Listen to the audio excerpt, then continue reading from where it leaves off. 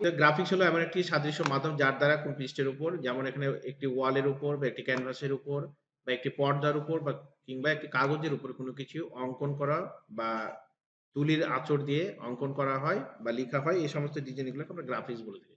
Canvas কি জিনিস একটু পরে আসছে, এটা বলছি। কিছু ছবি বা নকশা আঁকাকে বোঝানো বোঝায়। যখন কোনো কম্পিউটার দ্বারা কোনো নকশা ডিজাইন করা হয় তখন তাকে আমরা কি বলি? কম্পিউটারে যখন ডিজাইন তখন সেটা হচ্ছে গ্রাফিক্স ডিজাইন। তাই না? কম্পিউটার গ্রাফিক্স এমন একটা প্রক্রিয়া যার দ্বারা হচ্ছে কোনো সিস্টেম প্রোগ্রামিং ছাড়াই একজন ডিজাইনার দৃশ্যমান টুল ব্যবহারের মাধ্যমে একটি নকশা বা ডিজাইনকে উন্নত করতে পারে।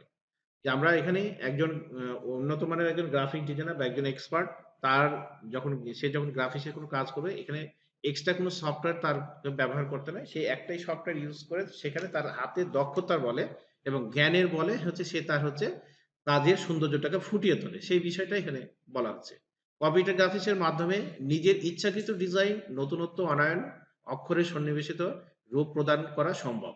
যে একজন দক্ষ গ্রাফিক ডিজাইনার হলে এই কাজগুলা ঠিক খুব সহজেই কাজগুলো তার কাছে করা যায় বা তার কাছে তেমন একটা জটিল বিষয় মনে হয় না। গ্রাফিক ডিজাইনের মাধ্যমে ব্যক্তি তার ইচ্ছা অনুযায়ী poster, website, business card, logo, t-shirt, বইয়ের প্রচ্ছদ ইত্যাদি যেকোনো ধরনের আমরা ডিজাইন আরকি করতে পারি। একজন দক্ষ গ্রাফিক ডিজাইনার, তার কাছে এই ধরনের কাজগুলো করার কোনো ব্যাপার নেই। যেকোনো বিষয়ের উপরে আমরা করি। আমরা যেমন ক্লাসের মধ্যে একটা প্রোগ্রামে দেখা যাচ্ছে বিভিন্ন বিষয় নিয়ে কাজ করলাম। আমরা কিন্তু এককভাবে একটা বিষয় নিয়ে কাজ করিনি। আমরা কখনো দেখা যায় ফ্লায়ার ডিজাইন করছি, কখনো লোগো ডিজাইন করছি, কখনো বিজনেস কার্ড করছি, কখনো দেখা যাচ্ছে আপনার ভিজিটিং কার্ড করছি।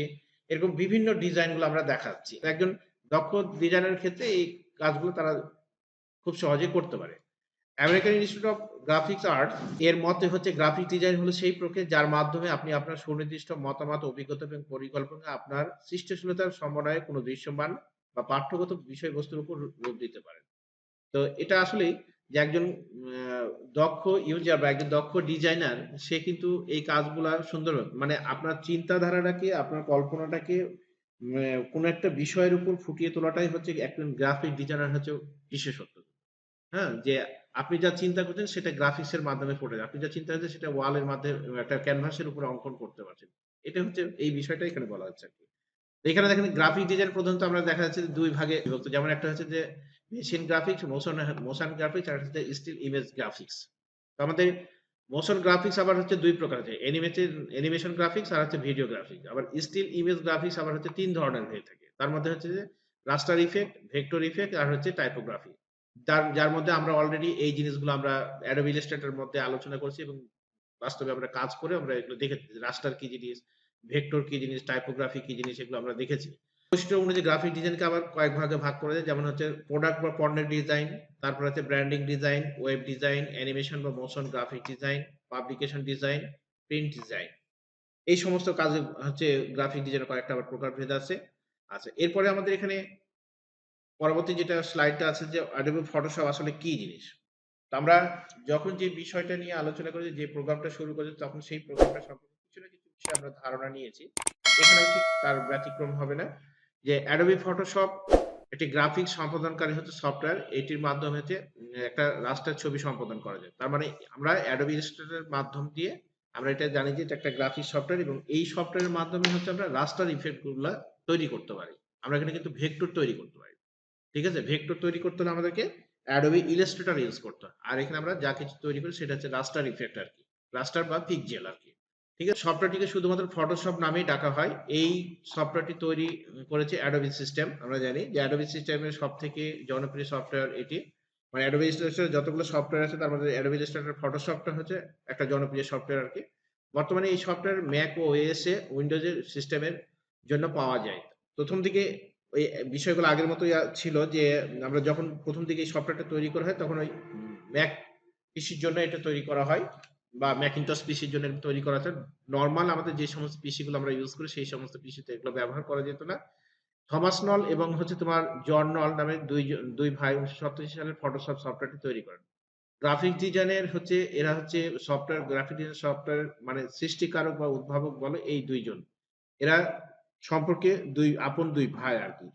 তো এরা এই ২ জন ব্যক্তি, ছবি আমি দেখাচ্ছি। এই যে সেই ২ জন ব্যক্তি। এর আগে ছবি দেখছো কিনা জানি না। হ্যাঁ? যে Adobe Photoshop এর আসলে জনক কে? হ্যাঁ? তো এই যে সেই ২ ব্যক্তি।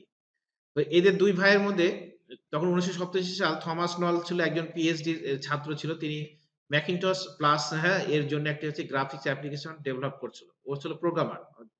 এই থমাস নল ছিল একজন প্রোগ্রামার, সফটওয়্যার ডিজাইনার। তো ওই সময়তে সে ওই একটা বললাম যে ম্যাক পিসি বা ম্যাকিন্টশ পিসির জন্য তিনি একটা ওই অ্যাপ্লিকেশন তৈরি করছিলেন, গ্রাফিক্স অ্যাপ্লিকেশন।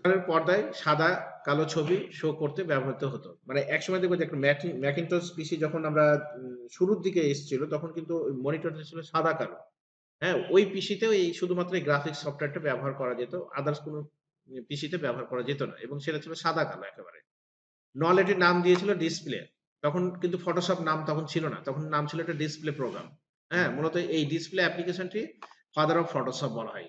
এই প্রোগ্রামটাকে ফাদার অফ ফটোশপ বলা হয় যে শুরুর দিকে যে প্রোগ্রামটা আগে ছিল।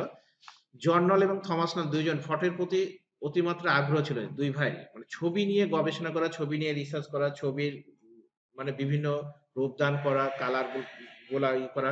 এই জিনিসগুলা নিয়ে ওদের দুজনেরই একটা আগ্রহ ছিল এখন। জন নল তার ভাই থমাস নলকে তখন সে কি করলো একটু ফটো এডিট প্রোগ্রাম বানানোর জন্য রাজি করেন।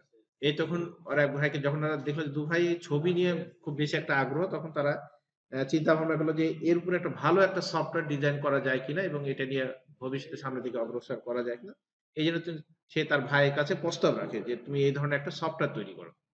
আচ্ছা। তখন থমাস নল ছিল তার হচ্ছে চলমান শিক্ষা জীবন থেকে ৬ মাসের বিরতি।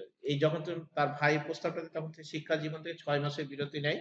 মানে নিয়ে এই সফটওয়্যার পিছন মডিফাই সফটওয়্যার ডেভেলপের কাজে সে তখন পুরাপুরি নিজেকে আরকি করে দেয়। মনোনিবেশ করে এখানে এবং যেটির নাম দিতে হয়েছিল যে ইমেজ প্রো।